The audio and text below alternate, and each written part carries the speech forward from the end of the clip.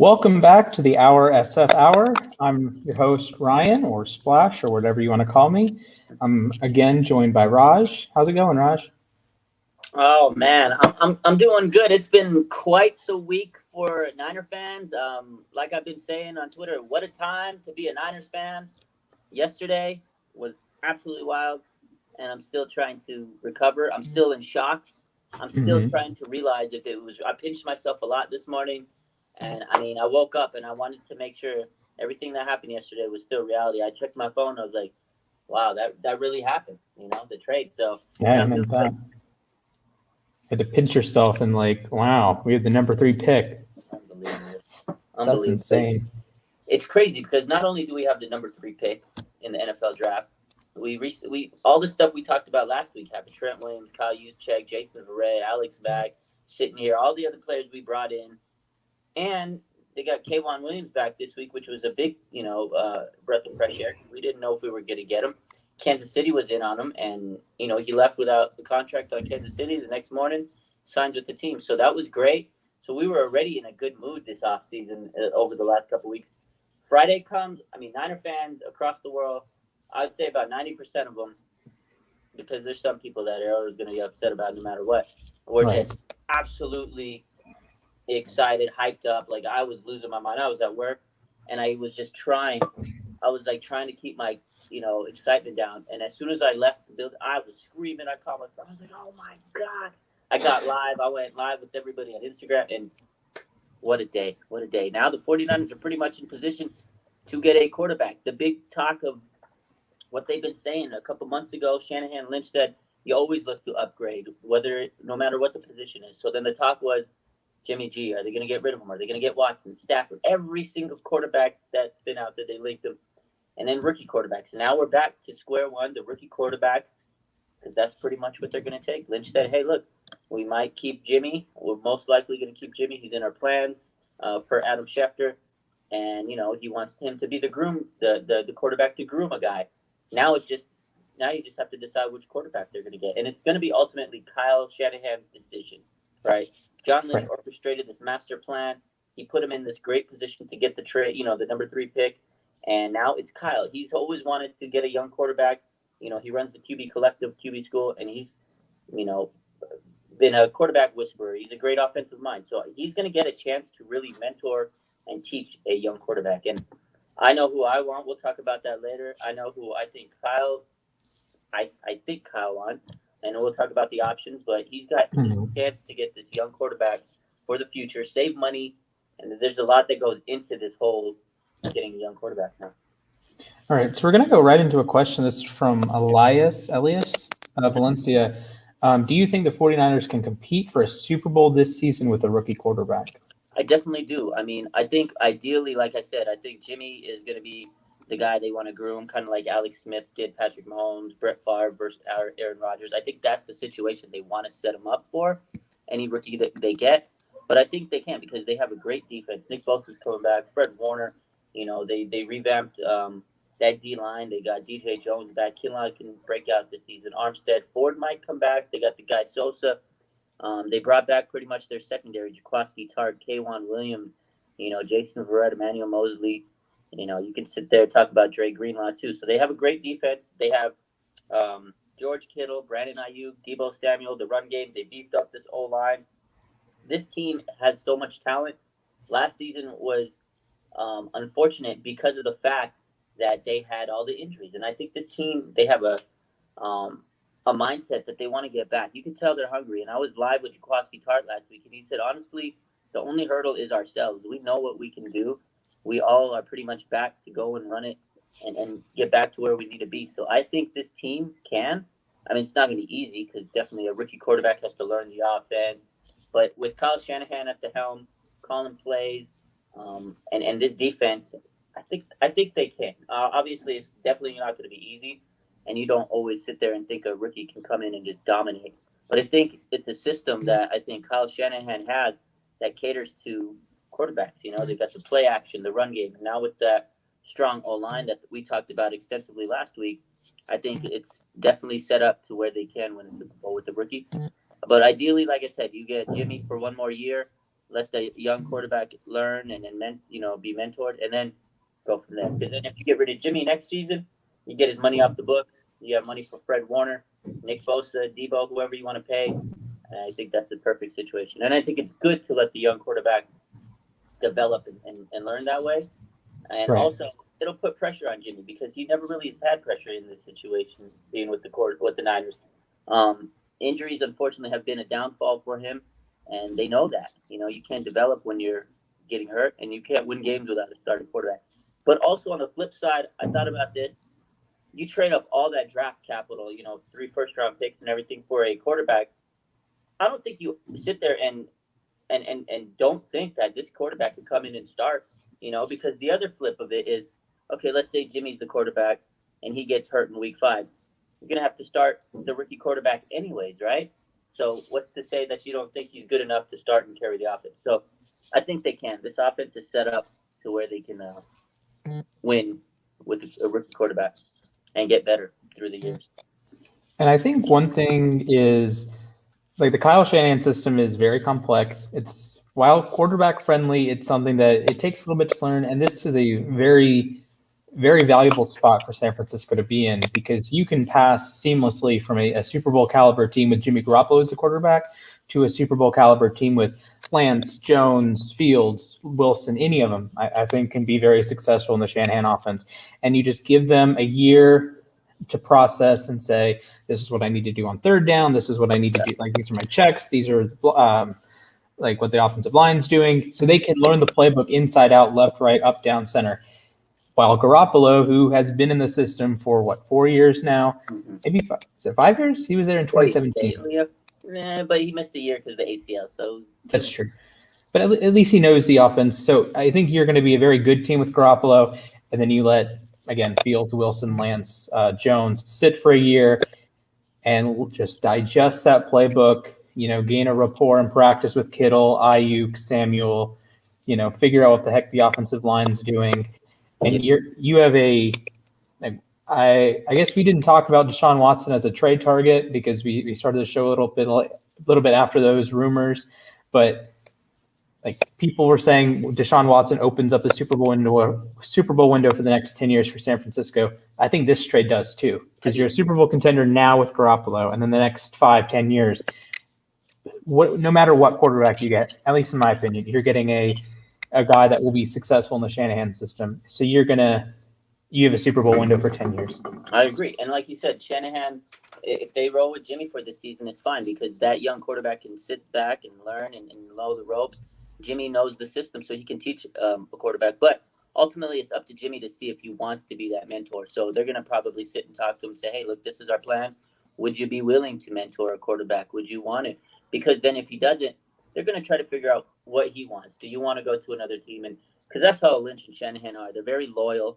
I think what they will do is sit back and talk with them. And if he doesn't want to, they can find a place for him. But if he wants to, he'll sit back and, like he said, he knows the system. He knows he can win with this team for at least a year, and then he can go wherever he needs to go. Imagine if they win a Super Bowl next season with Jimmy at starting quarterback, his trade value goes nothing but up. So then it would be good for him. He'd go somewhere, get traded, be good for the team, and they get something back. So ultimately, it's a win-win, and then they shed that contract, and again, money for Fred Warner and whoever they need. But, drafting a young quarterback to me is the ultimate goal now, because, like you said, it sets them up for a long-term time of success. Because if they get the next Patrick Mahomes or whoever the case is, this quarterback can be there for years and years and lead them to championships, and it's good for them overall because of that fact. And the other thing is, when you have a young quarterback, you want someone that you have a lot of compassion for. And Kyle Shanahan, you can sense that he just wants to teach and mentor these kids. And that's what I think he really wants a young quarterback to mold someone and gain a foundation with someone, because that's the type of guy he is. And he's never really had that chance. Shanahan, he wanted Kirk Cousins, and then they didn't get him plan B. They got Jimmy. They had a good relation, but the injuries, unfortunately were the downfall. But I think he's going to be happy with whoever they get. Now, going back to that Watson, all the rumors and stuff, I said this last night. My theory was, I think this trade package possibly was what they would have put together to get Watson. But now with all the legal issues and everything, I think they just said, it's time to move on, and then let's get our young quarterback in the draft who could be the next Watson. So you're better. It's a safer pick. I wouldn't say safer, but it's a more financially more smarter pick because your rookie's going to be cheaper. And if you hit on the next Watson, you're golden, right? And again, Watson, there's a lot of legal issues, whether it's true or not. The Niners just don't want to wait around for that. They want a quarterback. They want it now, not to wait around. And Schefter reported yesterday that they've been trying to make this trade for weeks now. They've been in the hunt. They've been looking for a guy, for a team to make a trade. They went through the fifth round, the fifth pick, the fourth pick, and then they ultimately were able to get all the way to the second pick of the draft. So they've been planning. They've been plotting. Kyle Shanahan has a guy in mind, and I'm sure he's going to hit who he wants because Shanahan, he's been plotting. I really feel like he's been planning this for a while. Just everything he said in his press conference the last couple months, where he says you always look to upgrade. He's been dropping some hints. Right. You can tell, yeah. Yeah, it's a scary time if you're a Seattle fan, Arizona fan, or Rams fan, because San Francisco is probably getting a top-tier quarterback on a rookie contract in 2022 through 2025. So maybe it's still Garoppolo this year, and you can be fine with, oh, yeah, Jimmy's not actually that good at football. But you put Zach Wilson here, Justin Fields, Jones, Trey Lance, you're going to have a pretty good quarterback on a super cheap deal. So San Francisco can go get another piece, like another mercenary signing in free agency. You can get I'm not looking at the 2022 free agency class, but you can splurge on a 1 or 2 year deal and get a superstar on defense. You can get another superstar on offense while Fields, Lance, Wilson, whomever is on that cheap rookie deal. And this opens up a world of opportunities because the San Francisco already has a decent amount of money left, even after a solid offseason this year, Trent Williams, Alex Mack, et cetera. And now you add the financial flexibility of having a rookie quarterback compared to a guy that's been paid a lot of money in Garoppolo is scary. Yeah, it is. Again, financial flexibility. It's like I said, you get rid of that big contract and you have a great quarterback on a rookie deal. That's just smart money. That's just the way you do it. Financially, business moves, it makes so much sense. And then not only that, but you have a good amount of veterans that can bring this rookie along, and then he can develop with these guys and build that rapport. And, it's just a very exciting time to have this, coming along with the team. What was I going to say? I wanted to say something about the whole rookie quarterback issue. So I know a lot of people are doubting it. They want a certain person. Again, this is Kyle's decision, and I think whoever he gets, he's going to make it. He's going to make it work. He's been wanting this for a long time. Yeah. Yeah, he got Matt Ryan, who wasn't necessarily probably his number one choice in Atlanta. He got Jimmy Garoppolo, who you said wasn't his number one choice in San Francisco. And now, obviously he probably wants Trevor Lawrence, who wouldn't, but you essentially get the guy who the Jets don't draft. And we know the Jets have been known to screw up quarterbacks. Yeah. So you're probably getting the guy you want either way. Yeah. And I know Wilson and Fields are generally the 2 and the 3. So I don't see a gap personally. I don't see much of a gap between them. I posted on the app yesterday that if the Jets take Wilson at 2, Justin Fields will be the MVP of the league in a couple of years with the 49ers. Yeah. And I feel the same way if the Jets take Fields, Zach Wilson will be the MVP of the league with the 49ers in a couple of years. And the 49ers have the world at their fingertips right now. We talk about the Chiefs all the time as the dynasty. San Francisco might be better than Kansas City moving forward if they get on the quarterback. With the talent they have and everything they have, right? You're absolutely right. And it all depends on the person they get. It all depends on the Jets. And now Robert Salah is there with the Jets, and him and Kyle have a good relationship, and him and Lynch. And they were together yesterday at the Pro Bowl, at the Pro Day of BYU. So I'm sure they talked, and maybe they have a plan together. I think they all want each other to succeed. I think that Salah wants us to succeed. We want Salah to succeed. So if there's anything they need to do to help each other in his draft, I wouldn't be surprised if they do. But ultimately, I think the Jets are leaning towards Zach Wilson. I mean, yesterday at his pro day, he absolutely killed it. I don't take too much stock in pro days because, again, it's just kind of it's set up for these guys to make them look good and things like that. They're playing against no defense, but still, he did look good, and it's always fun. And this season, without the combine, you got to go by the pro days, and they kind of take a little bit more weight, but I really wouldn't. And typically, I don't always take too much stock in these pro days. But man, look at that, looking like a young Aaron Rodgers there. Jeez. Look at that. Could you imagine that roll out? Kittle over the middle. Oh my God, that's just pretty up there. I mean, from one hash to the other, like that's probably the most impressive thing. Mahomes-esque cross body. That's pretty. I think the Jets take him. I would love Wilson personally. I know you said there's not too much of a gap. I feel like there isn't that big of a gap, but I think Wilson is better than Fields in my eyes. But Fields is good. The thing is, Fields gets a lot of bad rep because he went to Ohio State and this and that. Yeah.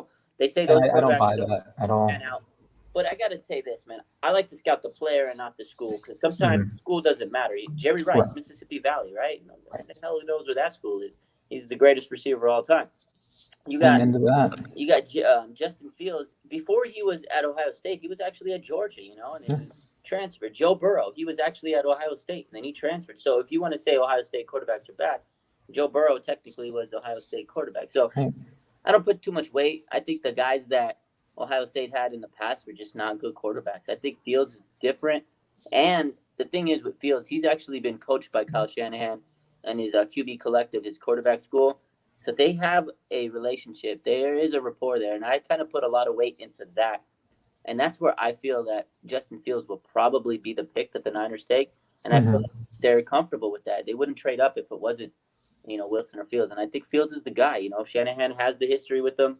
He probably feels like, okay, I already know how this guy thinks. I can get to this kid and mentor him because I know of him. I have that history with him.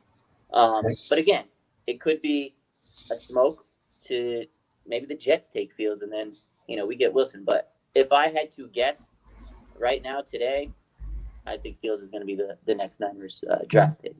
And I think some of the hate with Fields is a little overblown. Like I've watched a lot of his film, and I understand that a lot of it's the first read. Some of it's by design, and some of it's the guy's wide open. So why would you throw to someone else?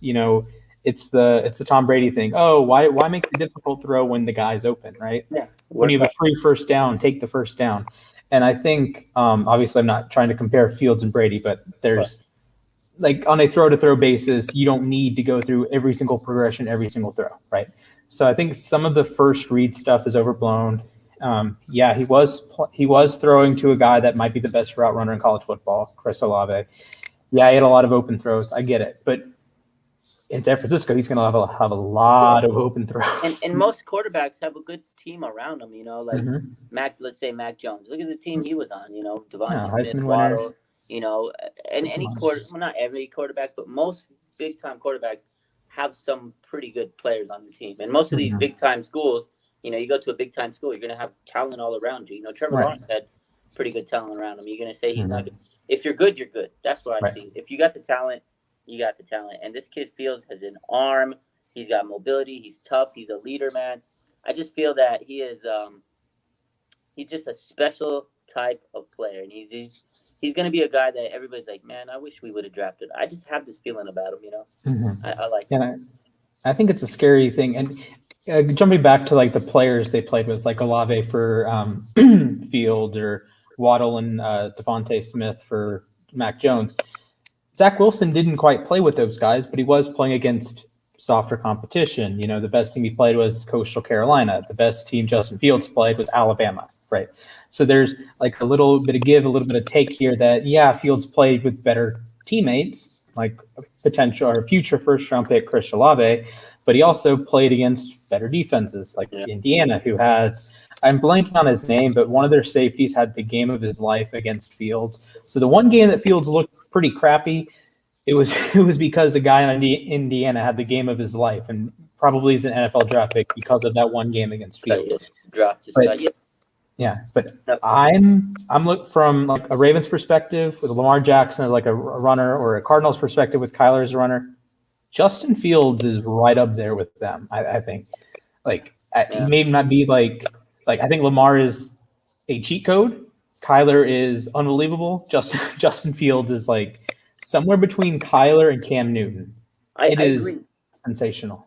He's definitely sensational, and that's the thing. That mobility is going to take his game to the next limit, to the next level. In the NFL, he's going to be able to extend plays. You can drop back, you scan. If there's nothing over, you can, run over to the side and then find something. And if not, you can take off. And that's something I think, Shanahan really wants in his playbook that he hasn't been able to have. Especially with these guys like Debo and Ayuk, because they're so good at that motion play and then coming off the play action and then slants and things over the middle. Just all the things that they do, I think that would really suit their talents, having a guy like that. I mean, Wilson too, because he's very mobile himself and he's got a beautiful arm. But that's why I think they want one of these guys.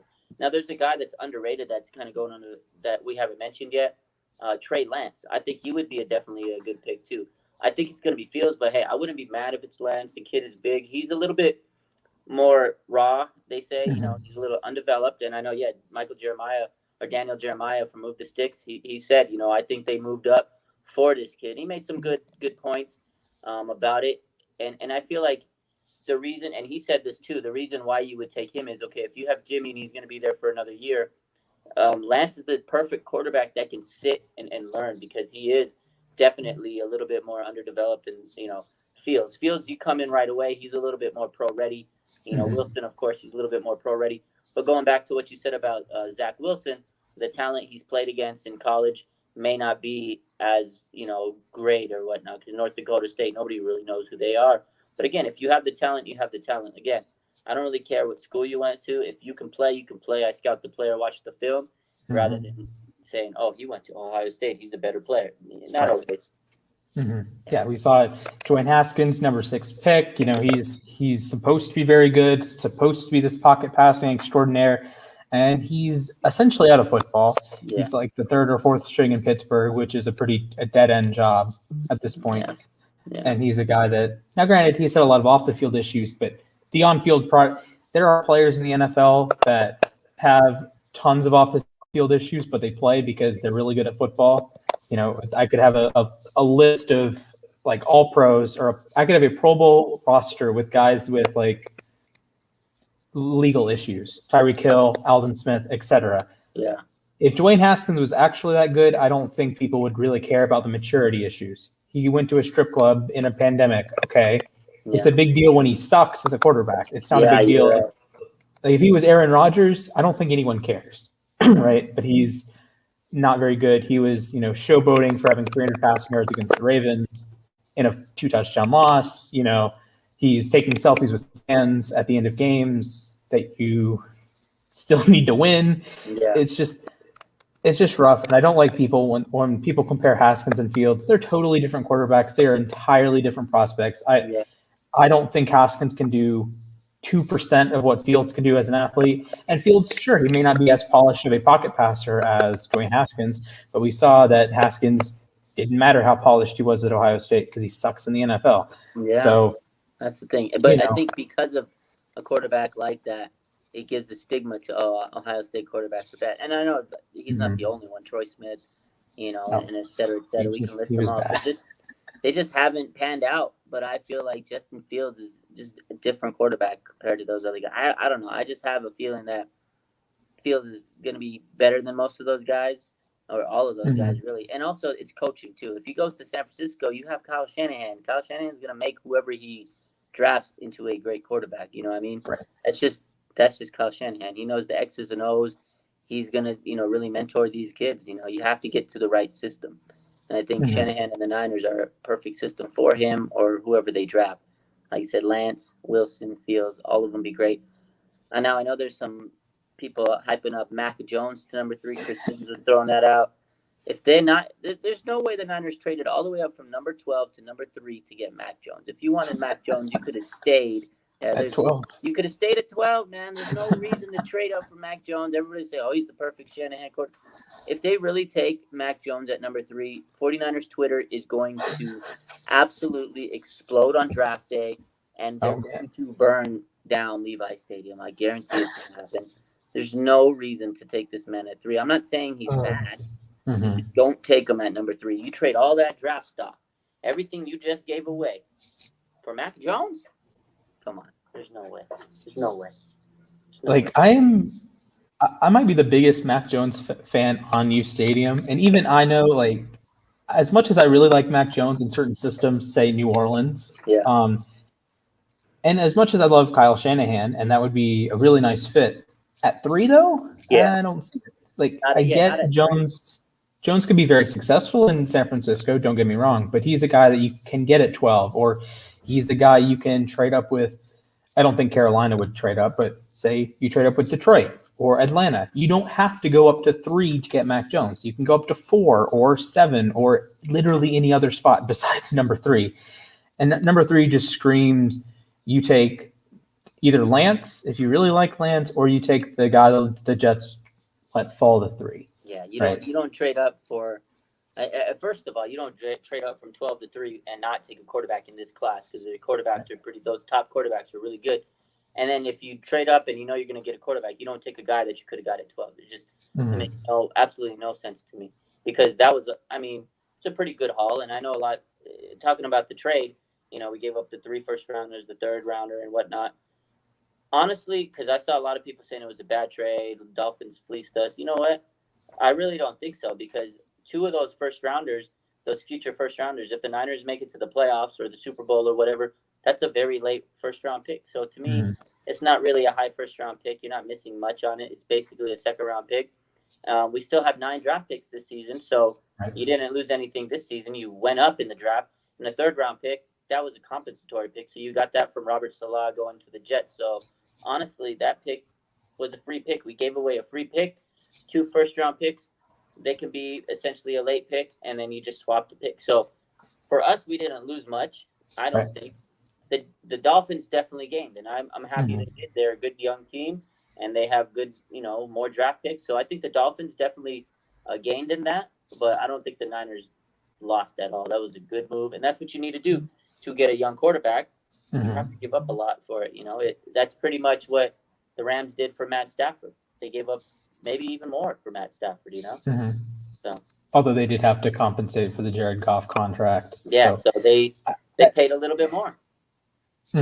So I think I know Miami's going to be the general they won the trade, but I think a lot of that comes from them making 2 trades. So essentially they trade down 3 spots and get a first round pick for it. Yeah. So I think that's why they're like the winners if you had to choose a winner. But I think the Eagles got what they wanted. They trade down and they're going to get one of Pitts, Waddle, Smith, Chase, Surtain, whoever they want at 12, or whoever they wanted at 6.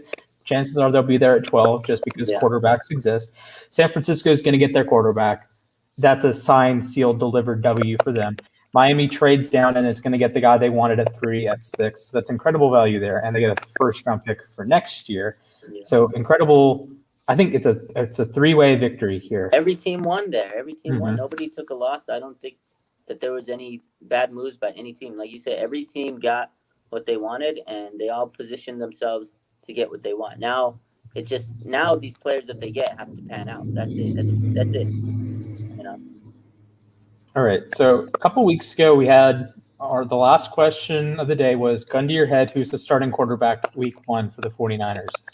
Can I ask you the same question here today? And let me pull up the graphic real quick. Yeah, this is who will be the starting? I put that quarterback last week. It's tough because before I answer this, I want to preface it with I think we go back to that. Remember, I wanted to talk about that white sheet graphic. Graphic. So yeah, go ahead. Throw that up right now. Okay. So, hey guys, your conversation really is right on point to what I heard from John Lynch, because the first thing he told me is, yes, we decided we wanted to go ahead and do this. So once it was finalized, the first thing we did was to call Jimmy Garoppolo and let him know, to what DJ was just saying, that he is still in our plans. So right now the Niners said Jimmy Garoppolo is still in our plans. But I said, John, if you get a call before the draft, you have to explore that. He said, absolutely. And he said, you better believe teams have been circling around Jimmy, which is why they were aggressive in making this trade. But this move clearly is to move up to number 3 to get a quarterback. But he said, as DJ, as you were alluding to, this could be someone who could groom under Jimmy for at least a season before they make the move. Now, if somebody comes along with an offer for Garoppolo, they're clearly going to explore it. but there's all kind of scenarios in play right here. Again, as John Lynch told me, Garoppolo is in their plans, but that absolutely is fluid right now. So I just kind of got a little cut off a little bit there, but basically what he's saying is, they drafted a quarterback to be, groomed by Garoppolo, but they wouldn't be opposed to trading if the offers come in, and there have been offers, a flurry of offers. So a couple of weeks ago when Lynch addressed the media, January when they addressed the media, that's the last time they addressed it. They said, they're not planning to trade Jimmy. There's no trade. And then there was another report a couple of weeks after that said the Niners haven't, they shot down trades because I think it was the Patriots that was the team that was looking to trade him. So they said no reports. That report was very significant to me because that's the first time anybody has heard that they said they would take offers to trade Jimmy. So that doesn't guarantee Jimmy is going to stay and be the quarterback. So I think if they do get something that's worth their while in the draft, they're going to trade it. They're going to do it, and they're going to roll with the rookie quarterback if they do trade Jimmy. Because again, we talked about this at the top of the show. I think they feel good enough to roll with the rookie quarterback. In the playoffs, they passed the ball 8 times in one game, and I feel if that's what they got to do and let the run game, dictate the game until the rookie feels comfortable enough, then so be it. With the team they have, the defense and everything, I think that's going to be good enough for Kyle to, get his quarterback, ease him in, start the guy, let the run game dictate the game. You have people, IU, Kittle, help him out. Do I think they'll make a trade? I'm about 50-50 on this still. So if I had to guess who the quarterback's going to be starting day one next season, it's still Jimmy. But that percentage is getting lower by the week. And as we get closer to the draft, I probably won't say that, right?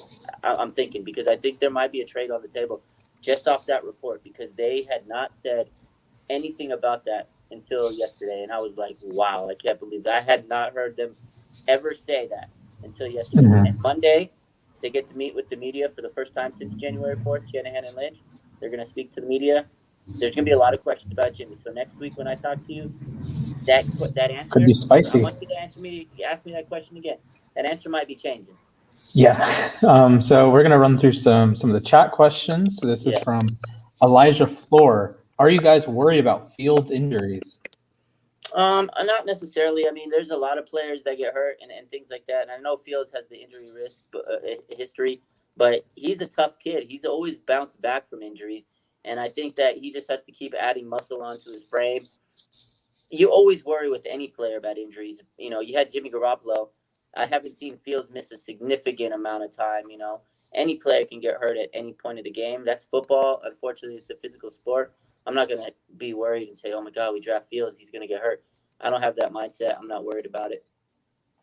Yeah, I don't like if you're worried about Fields with the injuries, you should be worried about Zach Wilson with the injuries, and you should be worried about Jimmy Garoppolo. And teams in the NFL, you don't draft guys because, he's an injury red flag.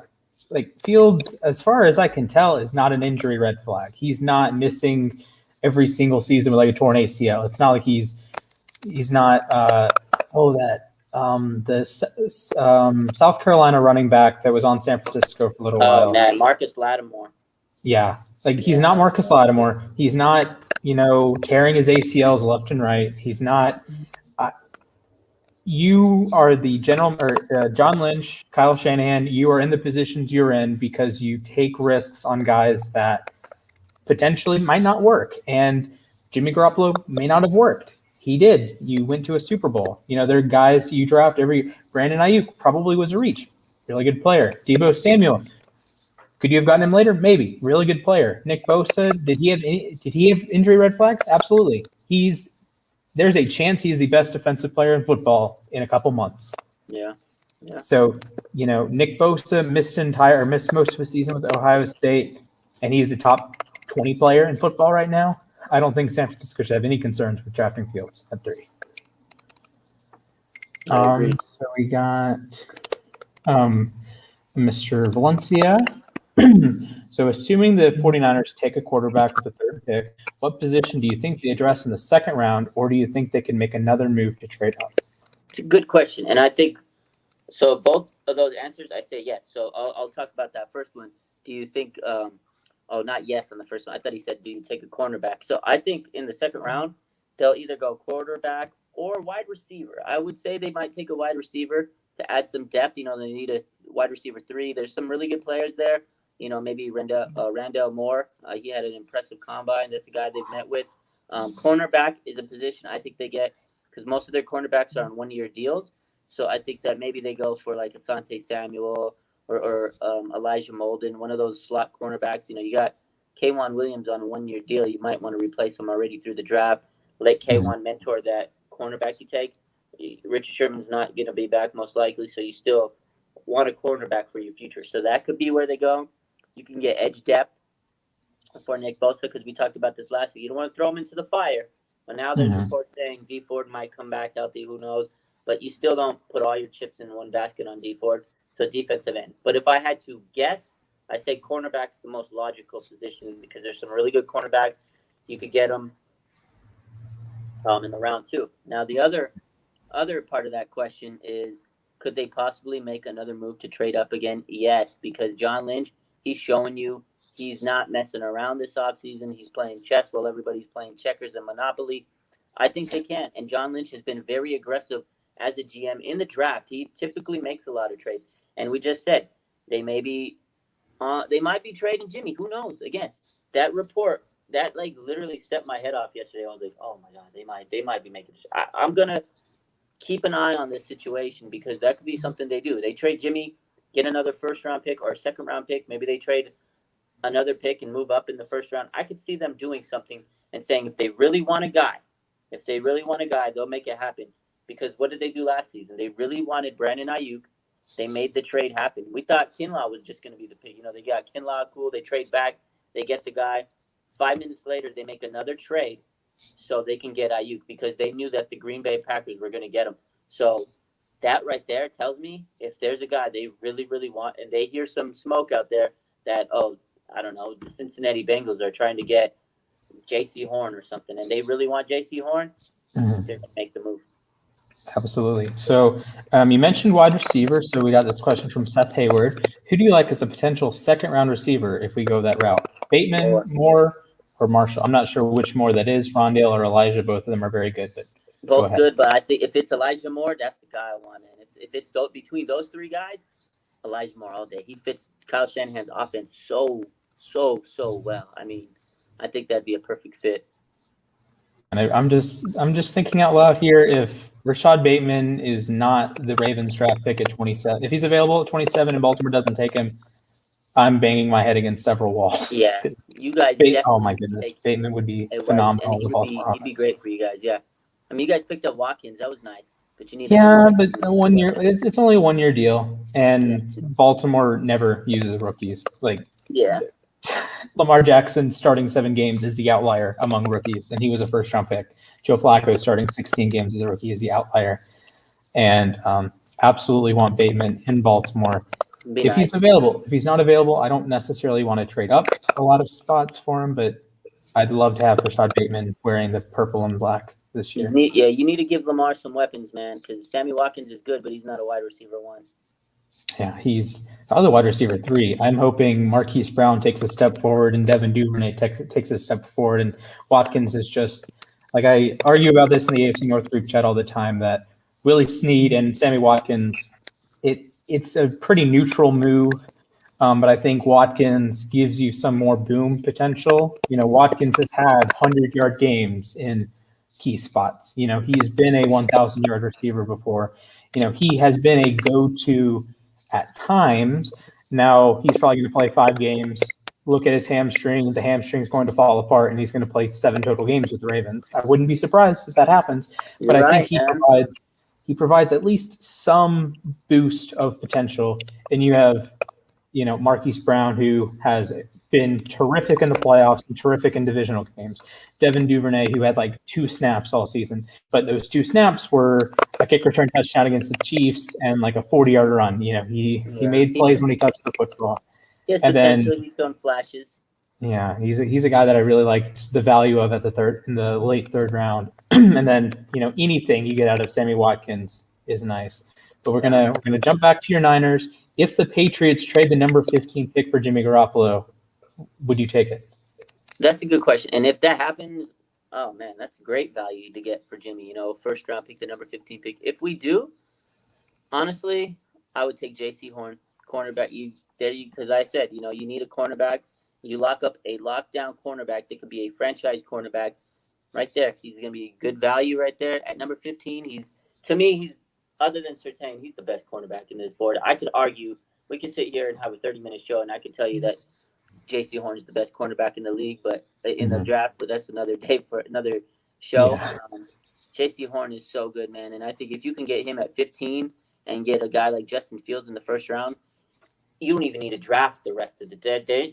That is to make two blue chip top 20 players, right? That unbelievable. J.C. Horn with number 15 to the Niners with all their South Carolina connections. Kinlaw would be hyped.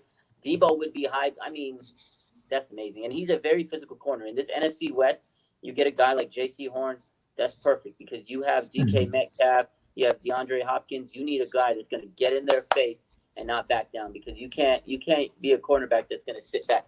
You need to get in there and start messing with them. And of course, the Rams have two of the best run blocking wide receivers with Kupp and Woods, and you got to be a physical tackler against the Rams, and of course Seattle, and of course you got to be able to tackle Kyler Murray at some point, right?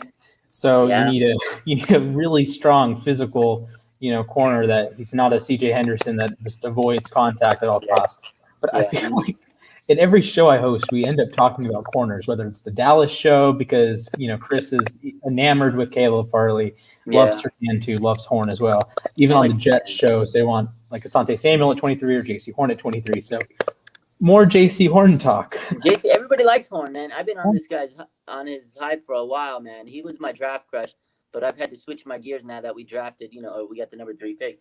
I had my mock draft set up for Monday because I was going to release my number 3 mock of the season. I was like, free agency is over. Let's do my mock.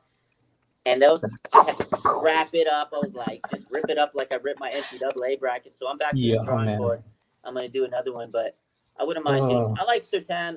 I just think he's going to be taken by that pick by number 15. I'm not one of the guys that really is high on Farley. I think he's good talent, good potential. He has high ceiling, but his injuries. We've talked about injuries before. Like, am I worried about Fields' injuries? No. Am I worried about Farley's injuries? Yes, because he had back surgery. He blew his knee out. To me, those are kind of red flags for a guy that's still learning to play cornerback because he transitioned. He wasn't always a cornerback. So I see a little bit more red flags in Farley, but his film is impressive.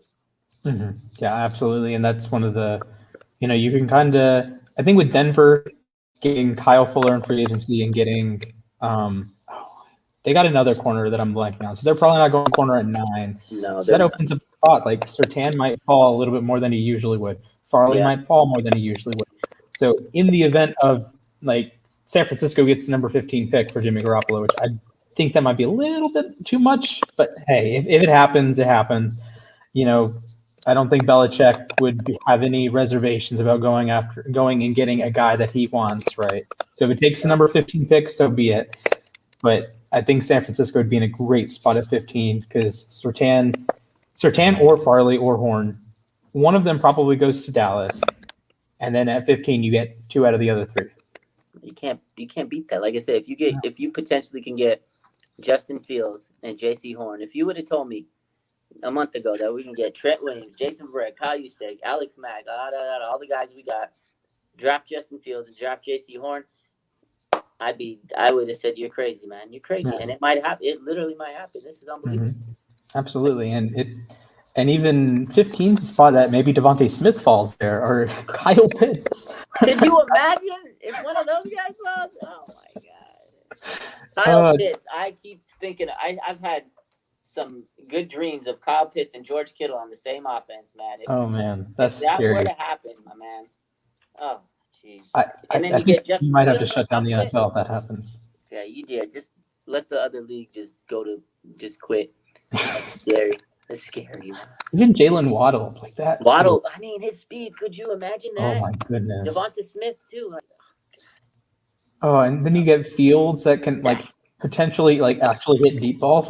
That's the thing. I mean, I love Jimmy, man, but that deep pass needs work. You got a guy in Fields that he throws like a 50, 60-yarder effortlessly. Like he just no problem. And it's just like, oh man. Like we showed the clip of Zach Wilson hitting that throw in his pro day. Yeah. Justin Fields did that in the national semifinal against Clemson, while while under pressure. And you know what? Pro day is coming up on Tuesday. Justin Fields. Justin Fields pro days on Tuesday. I can't wait to see that. I want to see him exciting with that candy. They're going to show the nice clips and stuff. I can't wait for that. But actually, all these quarterbacks. Stadium might not show them because they're all Fields or all Wilson. They're all Wilson guys. No, you guys got to show. I'll show it. Don't worry. Because I'm a 2A 2B guy, and I think whoever San Francisco gets, it's going to end up being better just because I have more trust in Shanahan than Salah. So. I mean, I definitely would love Wilson, man. I'm not gonna lie. If Wilson, if the Jets pass up on Wilson, I think Kyle Shanahan and John Lynch are running to the podium, and we're taking Wilson. Are you kidding? Like that? Yeah, I think they're running to the podium either way, with whether it's Fields or Wilson. Right. And I think they're going to do their due diligence over the next couple of weeks, and I'm sure they've done tons of research on these quarterbacks. You don't trade up and you don't trade that much draft capital if you don't know what you're doing, right? Yeah. So I'm sure they've said, all right, this Lance guy, he does this. This Fields guy does this. They're interviewing them. As far as I know, like Zoom interviews.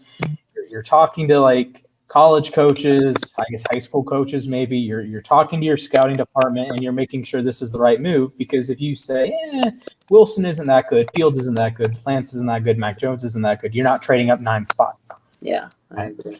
So we'll take one more question from Seth again. Are there any potential free agents that San Fran could target if they traded Garoppolo and freed up cap space?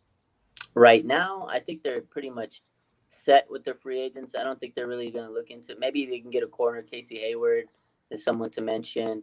There's Melvin Ingram. He's a defensive end that's available. He used to play on the Chargers. That wouldn't be bad. But those two guys, you could probably get them relatively cheap without freeing up cap space. Maybe Richard Sherman comes back if he doesn't get any offers next season. There's a lot, because I think the biggest one is Fred Warner. If they haven't extended him yet, you got to make sure you extend Fred Warner. Other than that, we don't know yet because we don't know what they're going to draft yet, and you don't know what's going to happen here. But right now, if I had to say this season, it's probably Hayward and maybe Ingram. Those are two guys that would help the team immediately because pass rush depth, cornerback depth. Other than that, I don't really think they're looking at too many other options. They've pretty much set what they need to do, and now they got to focus on who they're going to draft. Absolutely. So that's going to wrap us up for today. Make sure you follow Raj on Instagram at OurSF49ers. Have any last words for today's show? No, man, it's been a good day, good week, really. Just enjoying free agency, and hopefully next week when we talk, we got a lot to talk about with John Lynch and Kyle Shanahan's presser on Monday. So it'll be interesting. Absolutely. And the Justin Fields pro day. So we'll see what happens. Yeah, that's going to be nice. I'm sure you're going to have all sorts of clips on your Instagram. So I'll be, swapping back and forth, trying to, get the best ones while you talk about it. And I'm, super excited for you and Niners Nation, All right, man. Thanks for your time again. And I'm excited for the Niners as well, man. All right. Well, so make sure you like the stream. Subscribe to the U Stadium YouTube account. Subscribe to U Stadium Twitter. Subscribe to Raj, again, at OurSF 49ers. We're back every Saturday around 6 p.m. So thank you for coming on the show today, and we'll be back next week. All right. Peace.